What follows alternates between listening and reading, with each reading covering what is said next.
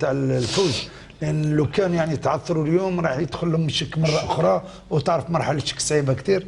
يعني بعد التعثر الاخير في 5 جويلية رجعوا بسرعه يعني ولو في الدقيقه الاخيره. مع هذا ما يمنعش ان دفاع تاجناد باقي دائما يلعب بكل حراره يعني خارج الديار، ويلعب المرتدات الخطيره.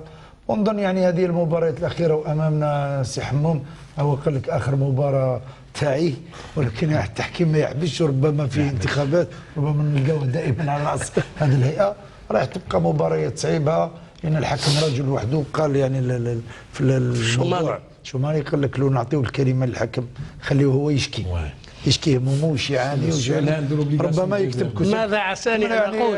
احنا رانا محللين، عندنا نشوفوا النظره، نشوفوا الصوره، ولكن المسؤوليه تاعكم اكبر واكبر بكثير من مسؤوليتنا، لان كاين مصير انديه، مصير بعض الانصار. يلا نذهب الى اللقطه سكريني، لقطه ضربه الجزاء. يعني شاهد اللقطه. احسن شوف اراب، يعني انا شفت المباراه كامله في نفس اللحظه. هنا المساعد بيوض واراب في اللوريات قالوا هاي اللقطه سكريني. شوف الكره دار طالونات، اليد اليسرى تاع الازرق تاع تاجنات منع الكره من المرور.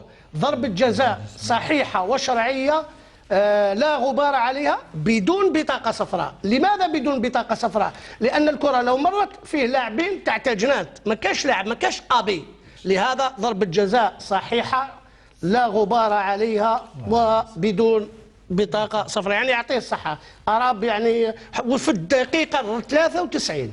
وطبعا الضربة نفذت وسجلت عن طريق البديل بوعزة، منحت 3 نقاط ثمينة وذهبية بالنسبة لفريق شباب الوزداد بحضور هذا الجمهور الغفير، بالنسبة أقول لشباب